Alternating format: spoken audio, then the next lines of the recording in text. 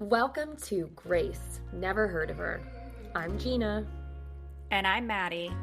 We're two moms, two friends, two overstimulated women navigating motherhood, new identities, and careers, all while challenging society's expectations and redefining what it means to do it all. Because Grace, well, never heard of her, but word is she's worth getting to know.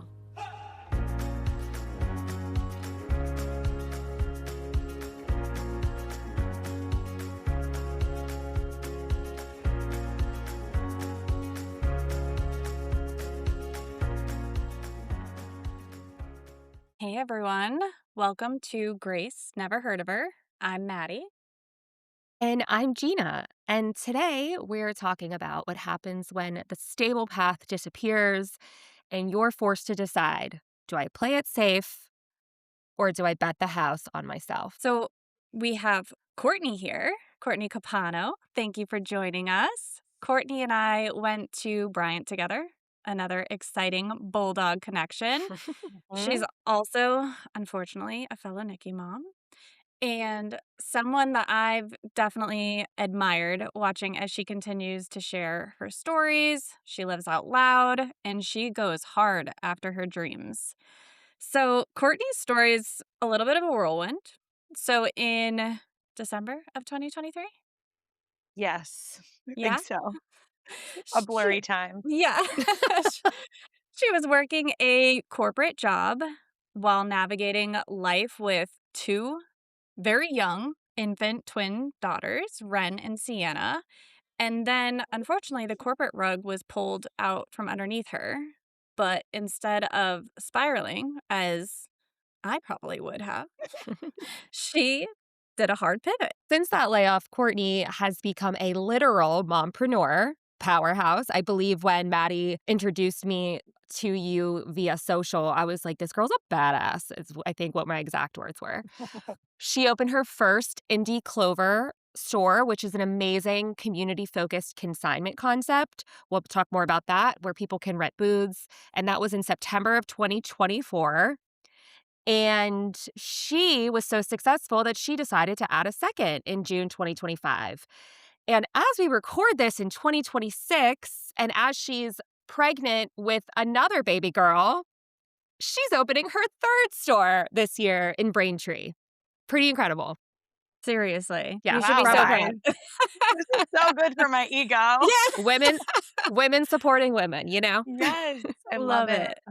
So in this episode, we're gonna cover a little bit of everything. So we're gonna talk the career pivot, life as a mompreneur, and the importance of having a village, a whole entire village around you to navigate all of these unknowns, all of these incredible life milestones.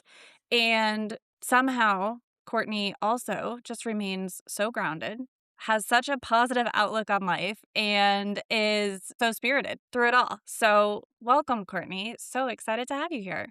I'm not sure I've ever had such a warm welcome. My hormones cannot handle this. I'm like, why am I getting choked up? That was so nice and spot on with the timelines and everything. But thank you so much for having me. I think that this platform you guys have created in this community is so awesome. And to celebrate women and welcome people like me to share their story is so cool. So I'm so honored to be here. I don't know what else to add about myself. I think you've touched literally everything. But thank you. I'm excited to chat today. Likewise. Let's go back to those early days. So you were working in a corporate job after graduation. You had been working there for quite a long time. What was life like in corporate? Yeah. So I worked in insurance as a talent acquisition, like recruiter with college kids, which was really fun. And fulfilling in its own ways. Like I liked the team that I was working with. I liked working with college students as they were starting their career. I've always wanted to have some sort of like fulfillment in my job. So that it did give me that. But I was there as an intern in college and then ended up being there for almost a decade. And it Wow. was great. I mean, it was interesting because obviously COVID changed everything for everyone, but I worked through corporate like through COVID And then we were just kind of starting to get back into office in 2023. I, as you mentioned, had my twin daughters in 2022. So I almost was like just kind of finding my groove back in corporate and really picturing like that as my life for a long time. Because when you have young kids, at least for me, I kind of was craving stability and something for myself, but something that felt stable and good for my family. And that's what corporate was for me at the time. And then, yeah, I got the phone call. I officially was laid off December 2023, but they let us know like a month or two ahead of time. So it was like, I think October, November was when I was informed. That's And good that they gave you some time, I yeah, guess, it the least really they could do. totally, totally. And my manager was fantastic. Like she was actually the one that originally hired me as an intern Mm. way back when, and she ended up being my manager. And I the conversation was very difficult for her because it surprised everybody, right? And it was made from the top down, which is just kind of the downside of corporate is these big decisions are made and they affect people that don't want it to affect them. And so yeah, it just rocked me, like, I'll never forget. It wasn't an in-person conversation, it was virtual, and it was intended that way. I think that was the guidance that they gave, which I found very interesting, but because all the layoffs that I had heard about were all, like, over a phone call, and I just remember I was given, like, the rest of the day off, like, "Just take the time," Yeah. and I did not cry or it was almost like my body reacted in the way that it knew that this was gonna be a good thing in the long Oh. run. Like, mentally, I was, like, devastated. I called my husband right away. The first thing he said to me was, "I think this is gonna be the best thing that happens to you," which, like, still sticks with me because I think most partners would be like, "Whoa, 50% of our household income is being stripped." And just, again, kudos to him, and choosing your partner is very important, ladies.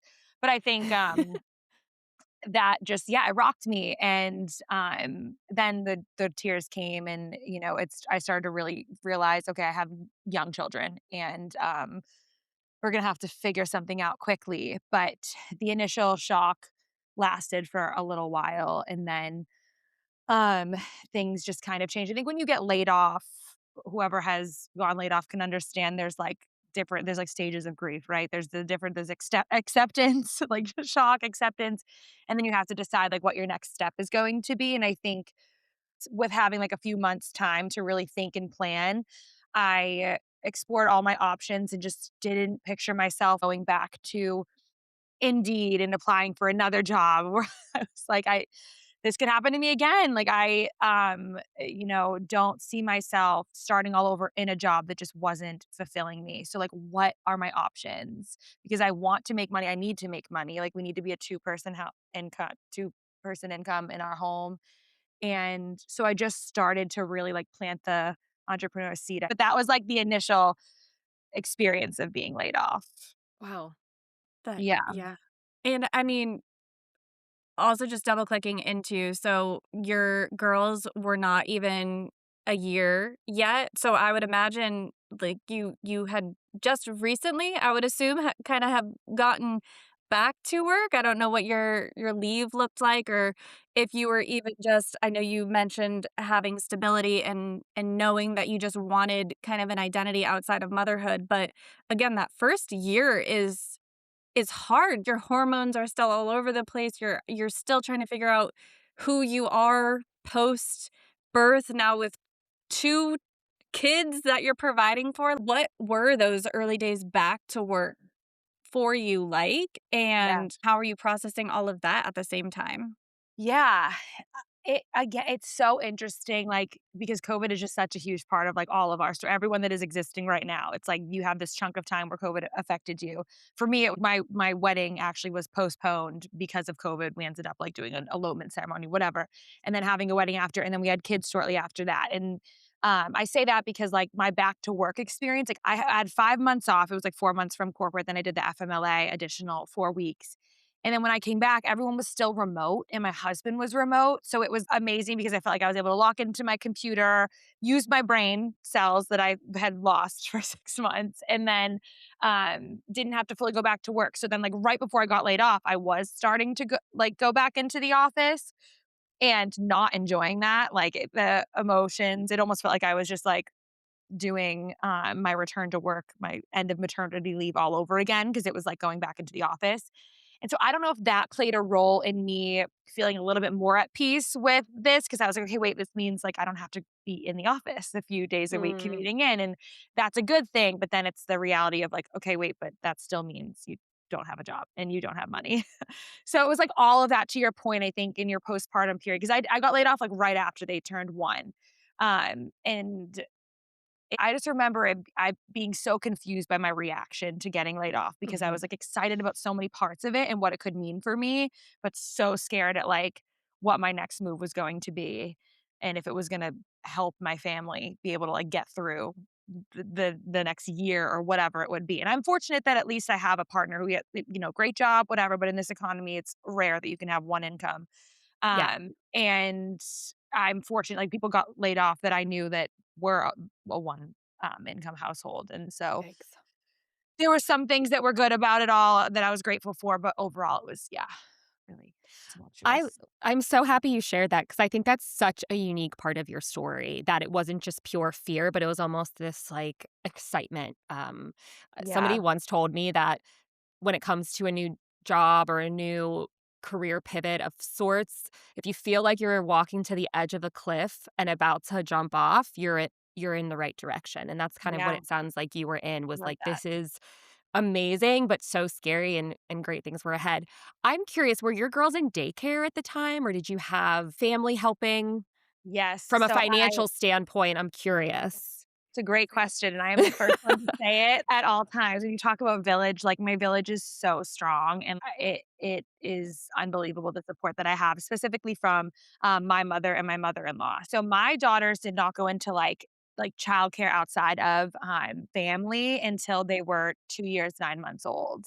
Yeah, between my mother and my mother-in-law and just me, working from home and being able to do the double Sure. dip, my husband being able to here and there, like, we just made it work without childcare for that long, and that was strictly, like, finance based. I think, like, genuinely even seeing them in childcare now, it has so many great benefits, but we just for financial means, we were able to utilize our family, and they were the first grandkids, so, like, they were just so excited to jump in and help out, and now the girls are only in school 2 days a week, and it's still my mother-in-law 2 days, my mom 1 day. So that's not the case for so many people, and I was so grateful for that at the time because that was a huge we didn't have to worry about it right away, like we were okay, um, in that regard. So, very fortunate. Isn't it so crazy? Because I can almost feel you being like, "Oh, I feel bad saying this because this is so Totally. great," but that is great. Yeah, Yes, it's that's what we want for you. That's what we want for yeah, everybody, and yep, I think it's sweet that you're, so cognizant of that is a unfortunately, that's a rare situation, but yeah, it's a situation to celebrate, and honestly, I believe that that is what having children was, like, made to look like, was having that really strong village around you, so yeah, it's really nice to see that you have it and can, use it as a way to follow your dreams and take chances, totally, and so, yeah. totally, totally. And you talked about as after you found out the news, you were laid off, you said you started planting this entrepreneurship seed. Tell me more about this seed you were planting. Yes, I'm a forward thinker in the sense that, like, to a detriment sometimes, I need to learn to live in the present a little bit more. I'm really working on that. It's a goal for when she's here. But I just started picturing myself, like I said, like applying to corporate jobs and starting all over in a new like the biggest pro to me about my corporate job was that I really loved my team and the people I worked with, and I'm not even going to get that in this new space. So I just started envisioning that and I didn't like the way it felt. So I just started to think, okay, what if I picture myself doing something that I love and it making me money? And, let's just try that out. Something really crazy. And as you guys may know, I have a YouTube channel, and that was supplemental income for me for a while. I got to a place where I was making decent money on there, like enough to not fully support me, but enough that I was like, okay, I could really dive into that full throttle. And I thought about that more.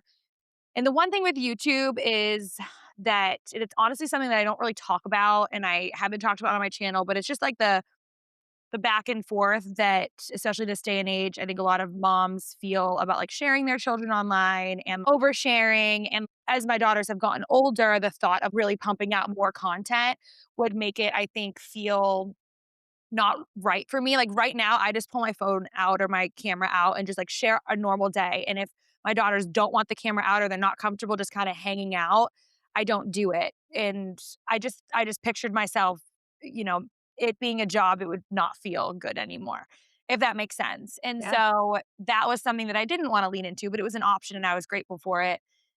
And I had always done, every now and then, like, thrift inspiration outfits that I thrifted, how to, style yourself on a budget, how to shop sustainably. It was always, like, something that I really loved.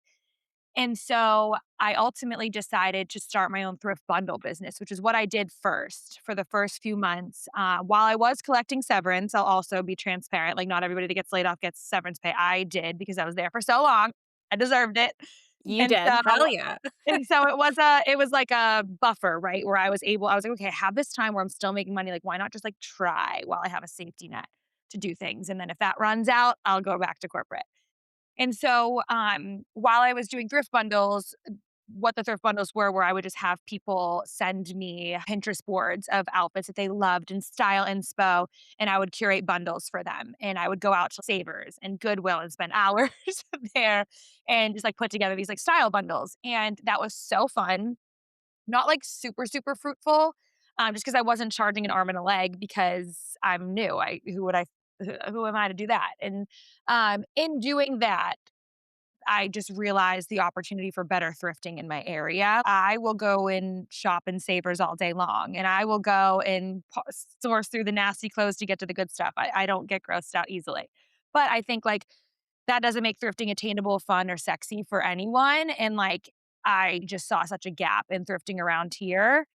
And jumping right into it, I guess, I then came across the Indie Clover concept and that through my thrift community in that little period of time where I was doing my own little business. And that was how I became exposed to it and jumped right into Indie Clover.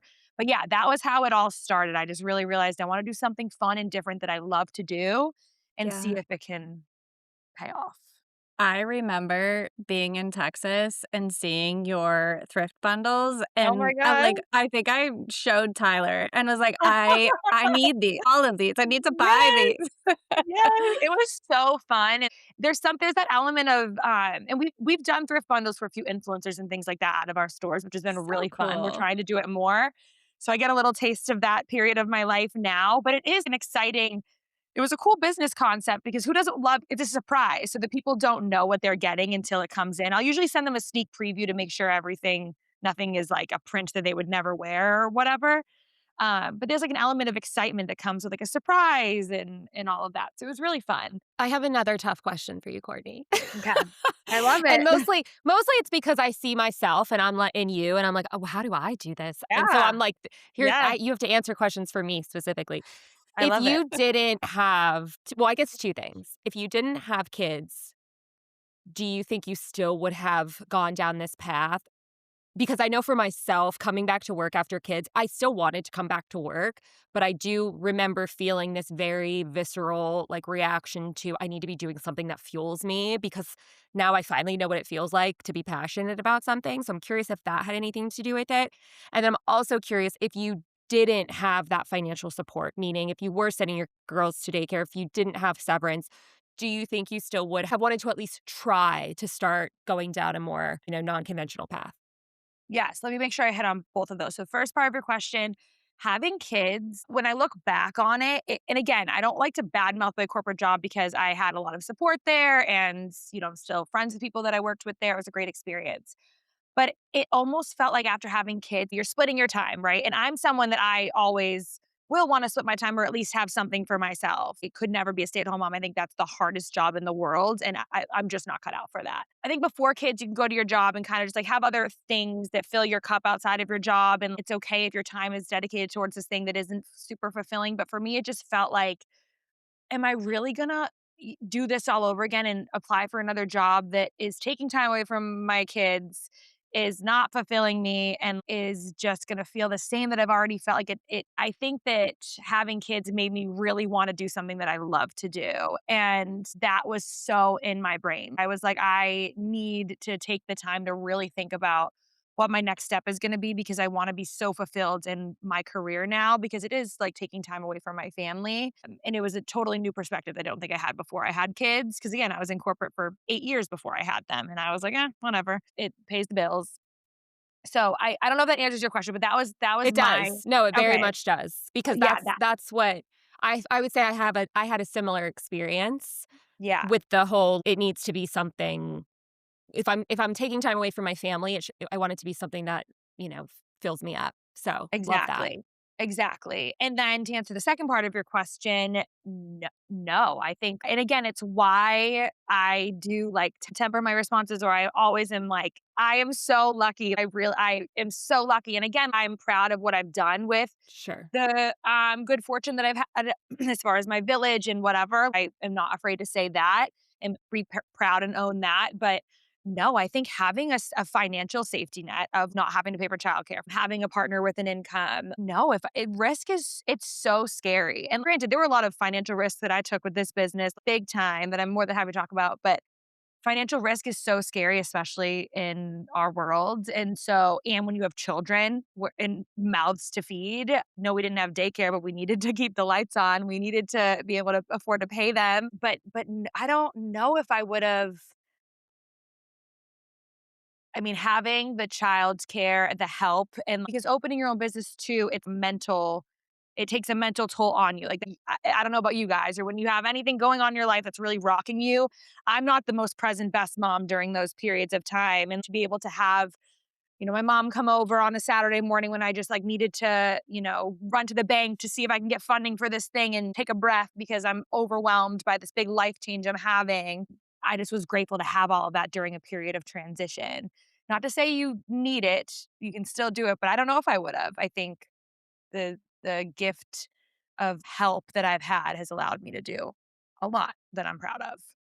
Yeah, I appreciate that honesty too because that's something that I think as we bring on more guests and we learn about people's paths, something that I think is important to highlight is that we all do have different circumstances, whether that be Yeah. financially, help, not having help. But don't sell yourself short either, because to your point, yes, maybe you had that backing to go take a leap, but taking a leap Yeah. is really hard too, regardless. Yeah, And for sure. believing in yourself enough to, like you said, take those financial risks. I love hearing how this all came to be, and it's really, I think, a very empowering story for anybody who's considering maybe doing something similar. I hope I'm so. so curious too. So Indie Clover is mainly on the West Coast. Yeah, it started out in Utah in 2022, and that's where most of the stores are, like, kind of around there, like, that area, and then, yeah, West Coast, Texas has a few now, but there was nothing east of the Mississippi, I joke, at all, but, yeah, it started out this concept is only out west, really. Very cool. So how did you stumble upon Indie Clover? Walk us through the process of what it's like to become a franchise owner, Yeah. all of that.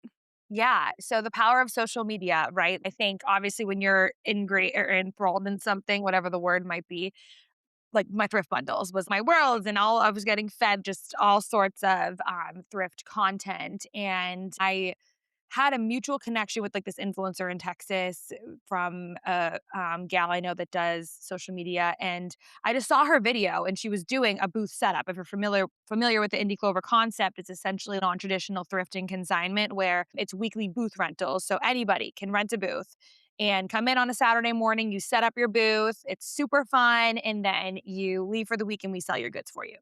So she was part of the opening in Texas of one of the Texas stores. And at the time, there was only 12 stores in the country, like when I first stumbled upon it. Now there's 20. And I just had reached out to her. She was just like, this new concept, come shop my booth. It was like, oh, cool. And I literally was like, what is this? This is so fun. We need this in New England, like blah, blah, blah. And this is when I was, I don't know, a month into my layoff or something like that, to maybe like end of January, February. And she just was like, it's Indie Clover. She explained it to me. And then I just started looking into it more, found the name of like the founder or the owner, and literally just like reached out because I'm a curious person. I just was like, this is so cool. Like, in no way did I plan to open one, own a franchise. Like, no. And I just want to pick your brain. How did you guys do this? Like, I want to hear more about it. If you ever wanted to open one in Boston, I would manage it for you. Like, I'm looking for a job right now. that was the conversation, and we just hit it off. The two original founders, Mia and Kina, are sisters, and they're still heavily involved. They're the founders owners, but one of the girl, Kina's husband, runs it and does like the franchising and kind of talks to prospective people, sees if it's a good fit, they vet you out, and all of that. We just had a good conversation, and essentially, I was like, "Can I open one? Like, could I don't know. I went to business school, right? Like, I could do Right. it." And, the more I learn and the more I just really loved the concept, and I love community. It's a huge community-based concept. It helps people make supplemental income. I knew I would feel rewarded, and I just remember Jonathan and I, like, before bed one night, we're just talking, and it was the more I just again, the seed was planting, it was growing, and he was just like, there isn't this doesn't exist out here. It's not in a lot of it's a newer concept, like, very new, and I just remember him saying, like, "If you aren't the one to, like, it here, you're gonna really be upset about that if you see someone else bring it to this area." And I just remember that stuck with me. Not that that should be a motivator, but I'm like, "Yeah, I do. I believe in it, and if I wait 10 years and someone else brings it up, I'm gonna be like, why couldn't it have been me?" So, that was kind of the beginning of, Indie Clover in New England. I now own Massachusetts. So, the goal is I have 3 stores, well, the 3rd one is opening soon, and I actually am opening 2 more in the next 2 years. Wait, yeah, Yeah. I was gonna say, let's pause for a second. Yeah.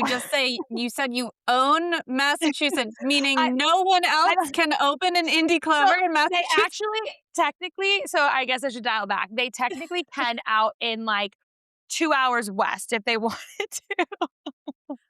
And I Oh actually my own a gosh. pl southern New Hampshire, like Portsmouth, so if we ever wanted to do one up Hey! there, Yes, we please can come we my can way. talk. We can talk. And then down to Providence, like Wow. low. Yeah, so it's like a 45-mile radius outside of Boston or something like that. But I only was able to do that if, I mean, there's so many things that have happened because of the growth and the success it's seen in this area that more people started to be like, "Oh, I'm interested," and Sure. I was able to just obtain the rights so that I now have to open 5 in 5 years essentially.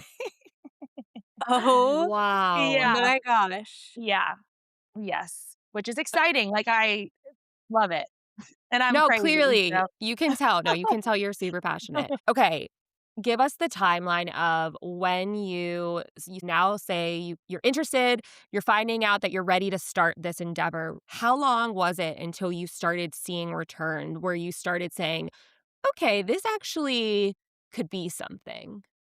like, after we opened and we're Yeah. operational, very, very soon, very Okay. soon. Yeah, sooner than I expected. I mean, you expect when you open a business to kinda go under in your first year, Sure. and it was just not the case whatsoever. But I say that when you open a business, it costs money, which is the bummer, Right. but it does. And so, cool part of my story, something I like to share with more and more women, especially that I meet. You need funding, and there's different avenues for funding, but for women, there are less avenues. I found, and I was faced with a lot of challenge, especially if you're not a previous business owner, like to ask for $100,000, for example. I'm not a hypothetical number, the number that I needed for the first store. And um, it's not easy. And pitching a concept that is new from someone that has no previous experience owning a business to a boardroom of men that are like, what is thrifting and consignment? Like, please leave. That same group of men called me when I opened my 3rd store and wanted to fund me, and I declined them. But I remember, like, Wow. looking around online, on Indeed actually, and coming across just this woman who was, in worked in a lender's office in a credit union, and her name's Giselle. She is amazing, and she was just highlighting other women, like, she was organizing conferences all the time and, just lifting up other women, and I saw that she was at a credit union, and I just, again, reached out, "Hey, could we have a chat, like a coffee chat, virtual coffee chat? I'm trying to open this business. I'd love any tips or whatever." And within a month, she had secured all of the funding for me through her credit union, and now I've worked with them for every supplemental store. They have been my lender for everything. It's called an SBA loan, the Small Business Administration loan, and Indy wasn't even approved on that list at the time. But it's just like the power of networking, pitching yourself is just so important. And especially as women, you kind of have to take that avenue sometimes. It's not just like, hey, here's my resume and I deserve your money. When you're opening a business, you have to get creative when you're a woman. So I say that I was, profitable, whatever, but I still pay off my loan every month. But the stores do very well and it is able Wow. And Yeah. how long were you under construction from the time you signed a contract to opening? Yeah, so I'm a little crazy town with that too. 3 months, which is Wow. really fast. My husband, he's an attorney, and he Okay. works in cannabis. Hope that's fine to say on Oh, here. He's a chief compliance officer for a cultivation facility. It's one of the biggest in Massachusetts. And wow. yeah, super cool. He was a big history nerd in high school, loved the Prohibition era, thought like we are literally living in Prohibition era right now. Like regulation is so important around this stuff. And like it's fun. It's a sexy industry. So that's what he does. And so they have a lot of contractors that do a lot of their like build outs and whatever. So we kind of had a team of people that we trusted already, which was a very big benefit because we were able to like hit the ground running, and they've built out all my stores for me. And so now like I'm going there tomorrow. It's pretty much done and ready, and we just started 2 months ago. So my build out is quicker than I think a lot of other some of the other franchises, just depending on like your relationship with your contractors. But yeah, about 3 months from the point of like, That's yep, I'm a doing lot it to quicker than I thought you were yeah, gonna say. yeah. And It's it's almost like you didn't have time to second guess yourself because it happened so exactly. fast. I operate well like that. Just go. Just Yeah, don't think. yeah. Yeah. Same. Yeah. What about now that you have opened and are about to open 3 stores and are in it, like, you are deep in business ownership. I mean, you're crushing it, like, it sounds amazing. I would imagine, though, there are some potential downsides to owning your Yes. own business, being the boss of everything? Yes.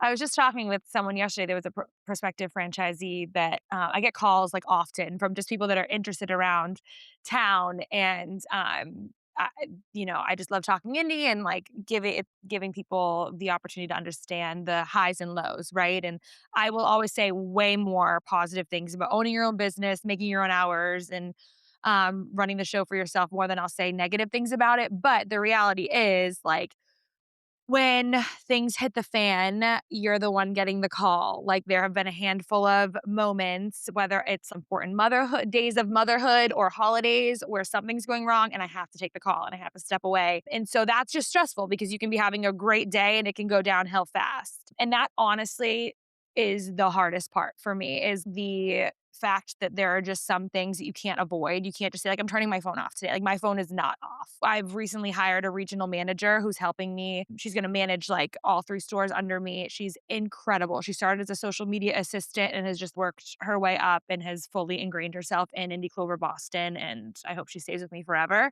But that has like been a huge benefit. And at first, I didn't have a manager until after I opened my second store. I was fully, completely on my own. And then I was like, why? What am I trying to prove? And so no, there's so many things that are not glamorous. Also, it's a retail I don't know if you guys have worked retail before, but I have. I joke and I lovingly say, like, every week we have 70 business partners, right? Because our store concept, we have 70 people selling with us every week. And you're not going to make everybody happy all the time. And, the concept is not going to be for everybody. Some people just don't fully Mhm. understand, or they think it's something that it's not. And so navigating, all of the different dynamics that come with that is not glamorous. And there's a lot behind the scenes that we have to deal with. I mean, Mhm. theft. I've called the cops more times than I ever have owning Indie Clover coming Wow. in. I want to protect the girls, make sure they feel safe. And if people are stealing, so there's just things that are not so fun, but it's still so worth it to me, but it's not glamorous all the time at Yeah. all. Yeah. Wow. I think there's a common misconception too out there about owning your own business, it being like you work less. It's like, "Oh, well, if I have my own thing, I don't have to work all day every day," but that's not really the case. Yeah, maybe it looks different. You're not sitting behind a Yep. desk from 9 to 5, but like you said, Yep. you are always on the clock regardless. Yeah, it's like a part of your brain is always on. And Mhm. again, like, I have way more flexibility every day, decide what I want it to look like, unless something goes wrong that's unpredictable, But I'll never miss, like, hopefully, unless it's a bad day, but I'll never miss anything for my daughters because I can make my own day. Maybe I'll be a little stressed before I have something to do and then a little stressed afterwards, but I can decide what my days look like, which is great unless something crazy happens. But that's what the manager's Yeah. for too. I'm delegating more and more to her. and giving her more and more responsibility as we grow, which is exciting. And I think the goal, for me, the goal is to have less responsibility and less on my plate. Sure. But it's never 100%, Totally. Well, I mean, it's your baby. It's your Yeah. vision too. I mean, this Yes. is a big Totally. part of it. Yeah. Yes. Well, I was gonna ask if you had more time or less time for your family or for your kids or for your relationship, but because it sounds like you do have more flexibility to decide what your day looks like, I guess my question would be, do Yeah. you feel that managing and owning multiple businesses is more on your mental load and plate, or do you feel like you're able to be the mom you wanna be and show up as that kind of best version of yourself more? Such a great question. I am definitely not the best version of it. Like transparently, right? I mean, I'm pregnant, so I give myself so much grace. Yeah. Um, and We didn't tell her and to say that, anybody. No. oh, I that is so good. Organic. Um, no, I think I have more nights that I go to bed, like, at least in the last, like, few months where I'm like, "Oh my god, I didn't handle that perfectly today because my brain was spacing out and I was thinking about how I have to call a contractor right now," and again, just to be candid, like, that's my truth right now, and I think also, it has only been a year and a half and I have 3 stores open. No, that's not true. 4 yeah, that is true. In about a year and a half, a little under 2 years, it's 3 stores. When you're opening a store, there's just so much that comes with it. It's not even just the build out, getting boost, but it's the marketing. It's is this going to work in this new spot? It's like the mental game of opening stores is so stressful, but pretty much every store afterwards that I've opened and they've proven that, okay, they're gonna be fine. I am at peace. I have a little bit more flexibility. I am like a way better version of myself, way more present mother in those periods. So, I tell myself, I mean, granted, I'm opening more stores, but I'm going to have a bigger gap. My goal is to have like a year gap before even like starting with my fourth store to just be as present as possible and fully be there for them. And I tell myself right now, no, maybe I'm not the perfect mom and able to handle every situation perfectly, but it is all like everything I'm doing is for them and for me to feel like I have built something for myself that allows me to be the best mom I can be and all that fluffy, fluffy stuff that I do actually believe. So, but no, I'll be so honest. There are so many days where I'm just like, wow, my patience was thin today. And it was because of stress of opening a business that my kids don't deserve to feel from me, but it's reality. And I, my husband tells me that I'm way too hard on myself. And, from his perspective, he doesn't think that I'm doing as bad of a job as I do sometimes, which is reassuring. But like, I think it's important to say because it can seem like, oh, she's just balancing it all and, has a great relationship with her kids. And we do, but there's not good moments too, that I'm not proud of. Yeah, But I we do the best we can. can very much relate wholeheartedly. I mean, you probably are being harder on yourself because we have that conversation on here often that we are Yeah. definitely our worst critics. And can I just say too, we all need a Jonathan in our lives. Like he just seems to say all of the right things. Yeah. I don't deserve that man a Claps for lot of the time. Jonathan. We love Yeah. you. Yes. Uh, Oh. Courtney, so you're due in July. That's very soon. But you're in the process of opening up these new stores in the next few years. Have you yet, or will you set these boundaries for yourself? Because this is going to be obviously the first time that you are in the newborn trenches through all of Mhm. this, right? Because when you opened Mhm. the first store, you had, I say older, but still very young children. Yep. What does that conversation look like? Are you talking to your husband about like, okay, I need to make sure I'm not putting in more than X hours a day for the first 6 months or like walk us through how you're navigating that if you are yet.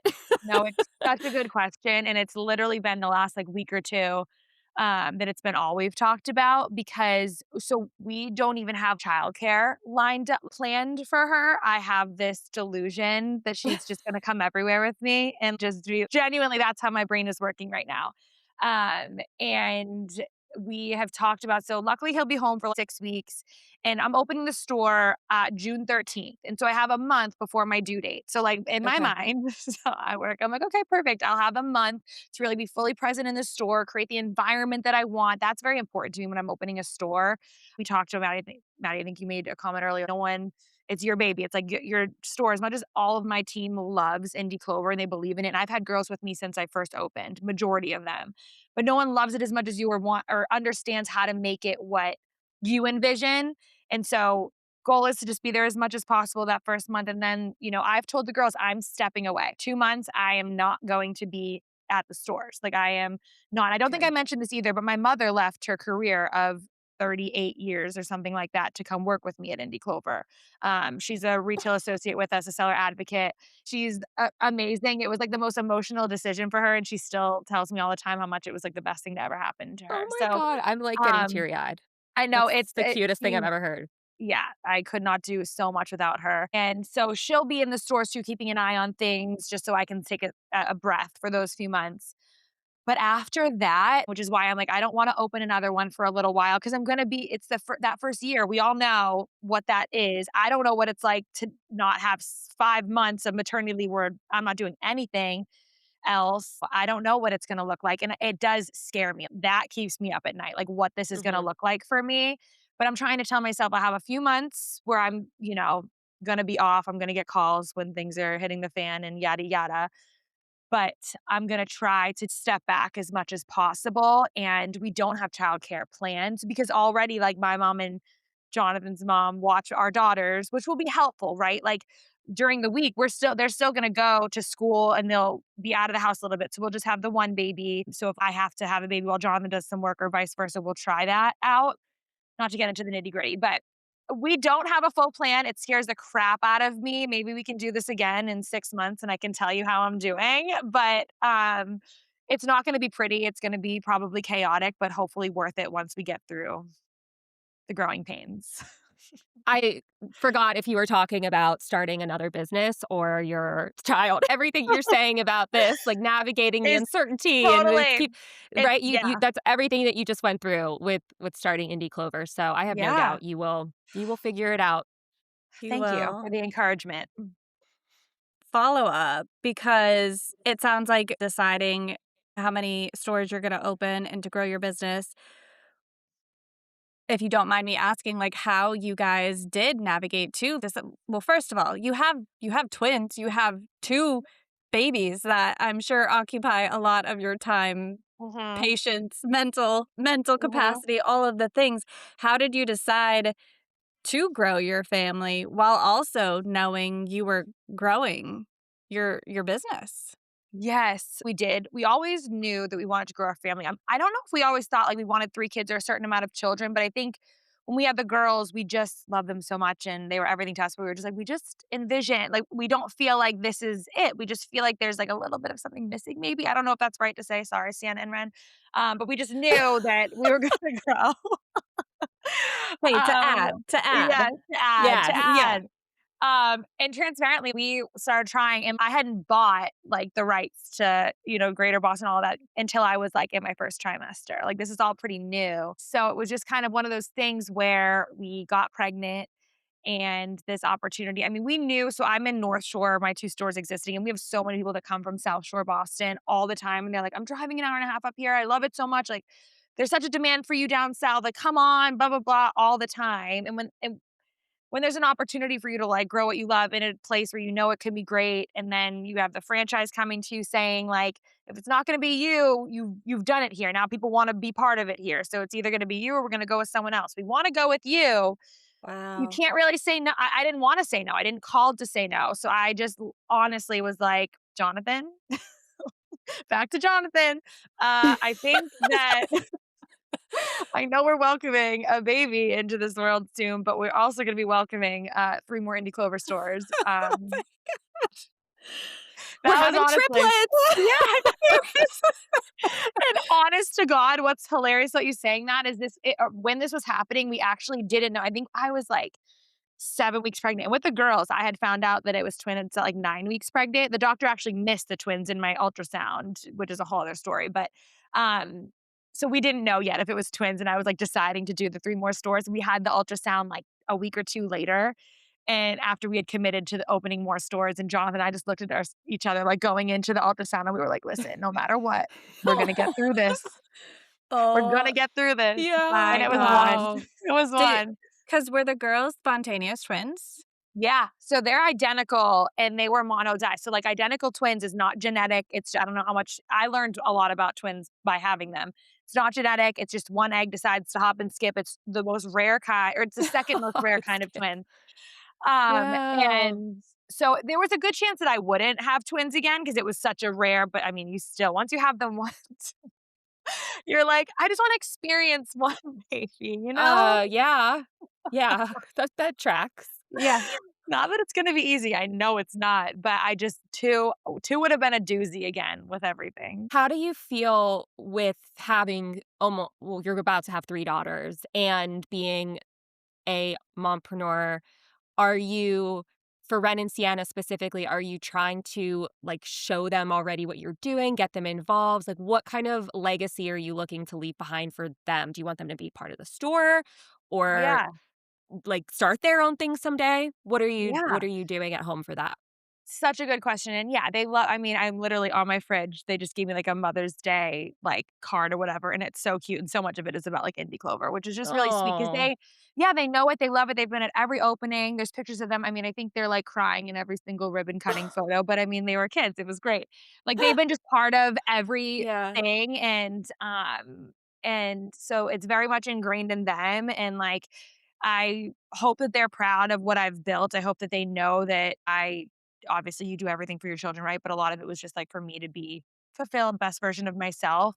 I think my perspective on it is like, yes, I want my daughters to see a working mom that can provide for her family, but I also still honor even with baby on the way. Like have like a baby carrier. They like call themselves mommy. Like they have this like mommy in them. And it's funny because I didn't have that growing up. I didn't. I think once I became a mom, it was just like a light switch for me.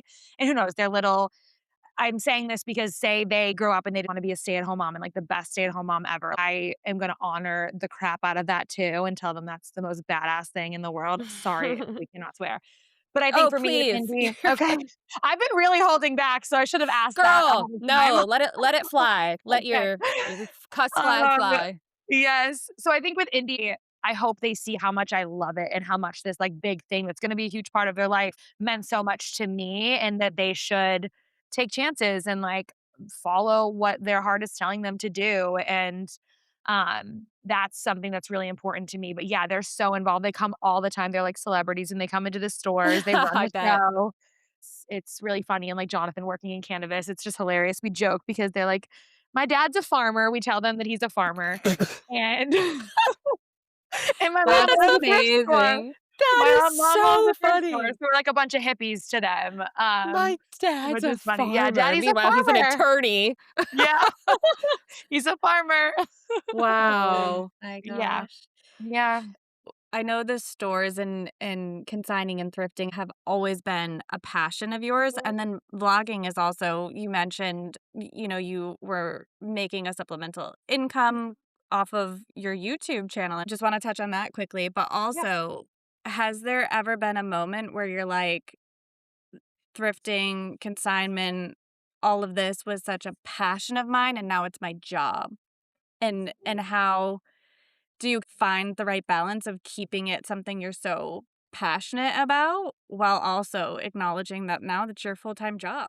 Yeah, totally. It's been such a gift to have that all come together. And I always, what happens to me all the time is I'm just like, whoa, this is really like the life that I have now. Like this really all worked. And like that perspective is so not lost on me. So I think that motivates me to just keep doing the best I can, have people around me that, again, like with having a manager now, like that was Yeah. such a smart decision because sometimes I don't know if I like I it's like you have so much fun in it and you're doing X, Y, and Z. It's like, okay, having like a manager that can kind of step in and process improve and say like, okay, but like let's level up here or let's like challenge the way we're doing something, even though it feels so fun. Let's compete with this other whatever it is.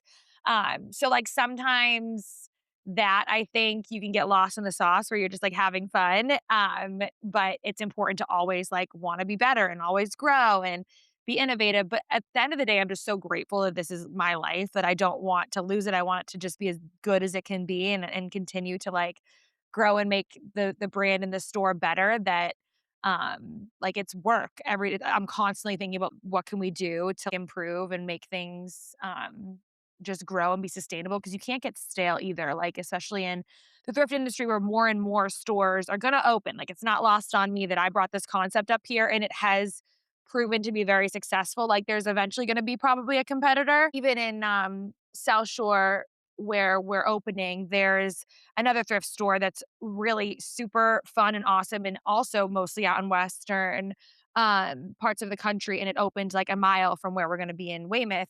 And I just think it's important to like we went there actually last Wednesday, introduced ourselves, want to build a relationship with them and with the thrift community. I think it's important to, have good positive relationships instead of like competition. But yeah, I hope that answered your question. It did, it did. Well, I mean, you're so community focused. I mean, I feel like that's been kind Yeah. of the theme throughout, so it makes sense. And do you do you plan to continue vlogging, sharing on YouTube as well? Yes, I think so. Like I just did a few vlogs the last few weeks. And I definitely with the newborn stage and I want to have that document just because, like, with my daughters, I documented so much because it was also like that's when my YouTube really took off was when I shared like twin motherhood and like that just like built such it was such a corner of the internet where there was so many twin moms. Because when I was going through pregnancy and postpartum as a twin parent, there was nothing like nothing for me to really lean on or watch. And so I wanted to be that for other people, but now I have all these home videos of the girls, so I'm like, "Okay, she deserves these, like, videos too." So it's almost like to make sure the first year or 2 that I document that, and naturally, it'll be a lot about the business also. And I don't know how long I'll do it, but for now, I won't do a video if I'm not working with a brand for the most part right now because I can't do it without getting paid because it's a lot of work. Like, YouTube, as much as every video that I share is so fun. It's hours of work. If I'm doing this and taking time away from my family, again, like there needs to be a return in some way. But yeah, I think I'll do it. I think I'll do it for as long as I can because I love it. Like I love it so much. I love sharing. I love making home videos. You are a powerhouse, for real. Like, I'm so blown away. One other question that I wanna just kind of dig into is in your marriage. Jonathan sounds really supportive, which is awesome, but I guess it's twofold. I'm curious from a standpoint of you not being able to be as present in the house, like, having to kind of pull back because you're starting your own businesses. Was there ever any form of no, resentment? That's a strong word, but just anything where it's a little bit like, oh, like I support my wife, but damn, this puts a lot on me. Or on the other hand, how does he feel if his wife is out there, being this business owner? And is there any type of gender stereotypes? Has those conversations ever arisen too, where it's like, well, no, I'm the man, I should be making these decisions, but no, my wife's doing it instead.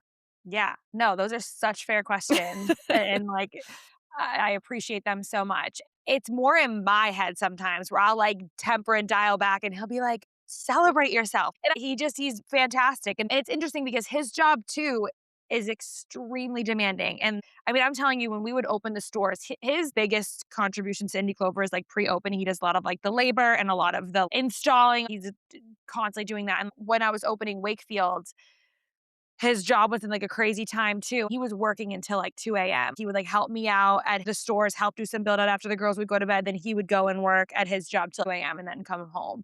And so as far as supporting me and having anything to say, I've never felt that at all from him, at all. If anything, it's, like, in my head, I will say, "I know that this thing that I'm doing is so big and so much more than we ever expected." We have been together since I was 15 years old. So he just knows, Wow. yeah, we're high school sweethearts. So I've always, I think, craved this life. And I think he's always known that. And I think that's why he had the reaction he did when I was laid off from my corporate job because he knew it wasn't it was just paying the bills and it was, and that's okay too. I have plenty of friends that like they love that. And then they clock out on the weekends and live life. And I loved it too for a while, but I think he's made me feel like he is excited that I'm having the life that I think I've always wanted. So I know it's so flu. And also I can talk about the fights that we have. I can talk about, but as far as that specifically, like him Yeah. supporting this path, not one day have I felt like he's resented it. He hasn't supported it. He literally has said, yes, to everything I brought to him because he just believes in me. And honestly, that's a huge reason why I've been able to do this. It's incredible. Yeah, He I sounds like know. your biggest cheerleader, which is amazing. That's Seriously. what you want Yeah, from a partner. yeah, That's the dream. That's the yeah, dream. yeah. I He's mean, you guys wonderful. also you just went on a baby moon. It Mhm. at least from the socials, it does Yeah. appear that you guys do get to go out and get some time, just the 2 of you. Is Yes. that something you prioritize and are able to maintain with your busy lifestyles? Yes, like, we tried to like, we were just say like, yes, like, that baby I planned that, like, 6 months ahead of time. I was like, "Mom and Dad," and I did it, like, during the week when the childcare was lined up already. I was like, "All you have to do is just keep them overnights for a few extra nights." But that was the first time we had been on a plane, just him and I, in, like, 3.5 years since the girls were, um we had a wedding, like, when the girls were 8 months old or something like that. But we definitely try to prioritize ourselves. Like, we'll do a lot of, like, daytime dates, like, while we have childcare. The weekends, we don't do much, just us, because we would just, like, love family time so much. Unless we have, like, a wedding or, something that is organized and we have to be together. But, yeah, we really like our us time. We're trying to do it more, I think. Yeah, I feel that. I'm with you on the day dates because it was funny, we were trying to go out at night or do after the kids go to bed, and I'm like, "I'm exhausted. No, I don't wanna be out late. I want Gina knows I wanna be in bed by, like, 9 no. PM, lights Same, out, Yeah. same. Day and dates day dates. are, yes, Yes. the best. Yeah, The that's best. amazing. One of the last things I want to ask you is you've pretty much said it all already, but if you had to sum up your advice for anybody who's maybe stuck in a corporate role that they want to take this leap, or they're doubting themselves, they don't know if they can do it, it's too risky, it's too scary, what would you tell them? Okay, so I would say, and something that I've, like, I saw this question actually. This is one of the ones where I was like, I'm spiraling with my response to this. But I wanna offer, like, a unique perspective and something that I experienced and what I've just kind of learned, especially, like, just in life in general. Like, seeking out advice or, like, leaning on other people is so important in so many ways. Like, people that like I've talked about, I have some people that love me and want the best for me.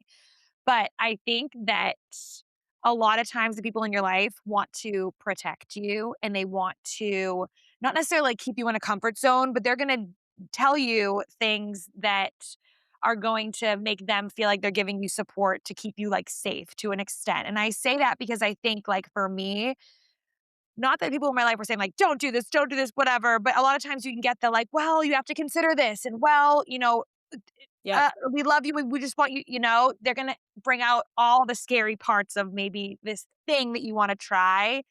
And so I just say let your gut be louder than everybody else a lot of the time. And I love that. even if you have people in your life encouraging you, that's amazing, but there just may be extra worry. And I find that even with advice sometimes or when I'm sharing things with people, I've learned to share without the intent of fully taking everything that they say as feedback and really just always checking in with myself and saying, like, okay, though, like, I know my situation better than anyone else. I know what I can do. And people are just looking out for me, but, like, I know the risks I'm willing to take and I know what I can handle. And so that's just advice I would give just to offer a different perspective is if you really believe you can do something, I firmly think that you can. I genuinely do. And maybe that's just been my experience and I've been kissed by the luckiest angel ever. And if you're really feeling called, like I have friends right now that I was literally just talking to one of them yesterday and she has some crazy dreams that she's like fantasized about doing this. And I'm like, the seed is planted. It's only a matter of time. And maybe it'll be in 5 years when your daughter's older or whatever. But um yeah, I think just believe in yourself is the root of that. That's such good advice. I love that. Okay, I'm glad. Because you're right. I mean, God, I think about just even small decisions where I'm thinking of painting my house this color. It's like, Yeah. well, Yeah, so exactly. I can only Exactly. imagine something as big as taking on this financial risk is. But Yeah. you said it yourself. I believe that you can do it. Well, yes, because you did. I mean, like you are Yeah. proof that if you put your mind to something and work really hard and want to make something a reality, you can do it. And yes, maybe there's some areas of your life that you had a little bit of extra help, but still you put the hard work in. And I think it's just, like I said at the beginning of this podcast, it's a really, really a powerful story. And I think a lot of our listeners that hear this are going to maybe rethink some of their own dreams and whether or not they need to start planting the seed. I love that. I hope so. There's a big world out there and it can be scary though. Like your comfort zone I can be a know. very happy, wonderful place to be. That can be great for people too. And again, my husband, we always joke too. He has done so many wonderful things in his life, but he's someone that genuinely would have like lived in a comfort zone forever. Like he just Yeah. loves, that comfort zone in a lot of ways. And he always jokes that I've like brought him out of it. And yeah, really think about what's going to fulfill you. And if a seed is planted, like go for it because it can be really great. Truly. There's like thing more to say. That's the Yeah. perfect place to just yeah. Yeah. You guys are so awesome. Courtney, thank you so much for joining us today. I feel like we could literally just spend hours and hours talking to you and Yes. picking your brain. And we're going to have to do a 6-month check-in Let's do it. after baby girl's here. And we're wishing you a very healthy, speedy finish to the rest of your pregnancy and store opening. So we'll be cheering you on as you navigate these exciting next few months. Courtney, thank you. I am so excited to watch your businesses thrive. You have gained another fan over here. So it was Oh, great to meet you and looking forward to what's to come. thank you guys. I had so much fun. Seriously, this is awesome. And that concludes your free therapy session, brought to you by two people with lots of opinions and zero certifications. Don't forget to bill your insurance, emotionally or otherwise. And be sure to follow us on Instagram at GraceWhoPod. That's Grace, WHO Pod. Tune in next time for another deep dive into something we'll probably overthink and under-resolve. And while our search for grace continues, let's at least try to find a little joy in between.